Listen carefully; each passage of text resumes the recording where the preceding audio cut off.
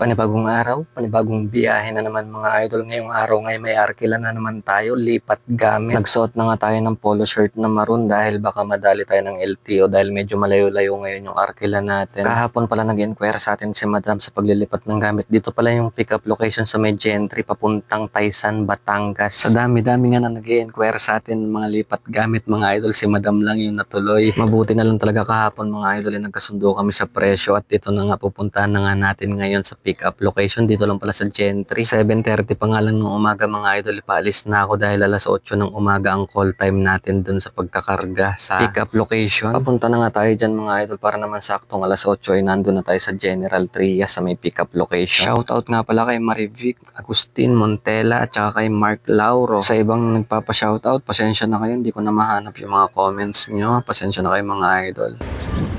Yan mga idol, dito na tayo. Dito pala. Hindi kaya itutok, no, boss, no? Doon. Hindi kaya dito. Ay, halanganin, no? Halanganin.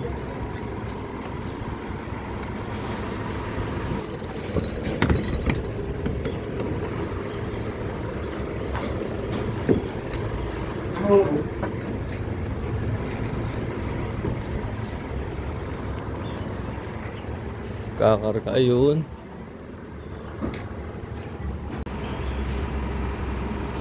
Puno na mga idol, kukunti lang yung gamit nila Madam. Tapos na tayong magkarga mga idol. Papunta na tayo ng Taysan, Batangas. Malayo-layo din tong biyahe natin mga idol. Pero maganda rin ang arkila nito mga idol. Talagang kahit wala na tayong makuha ang backload mamaya, boundary na tayo. Palit muna tayo ulit ng damit mga idol. At malayo-layo yung biyahe natin, baka madali tayo ng LTO. Kaya nagmaroon tayo ngayon na polo shirt. Baka mabutasan tayo mga idol. Ang daming operation ng LTO ngayon. Sisibat na ako mga idol. Biyahe na tayo mga idol, tara. Itanong mo sa akin kung sinong aking mahal. Itanong mo sa akin, sagot ko'y di magtatagal.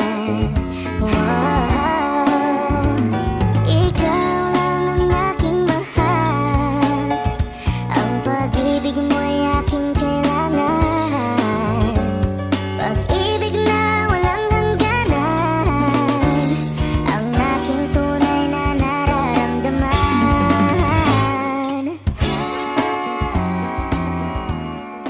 Andito na tayo sa Taysan, Batangas mga idol. Andito na tayo sa drop off. Yan, ina-unload na nila mga idol yung pangarga natin, no?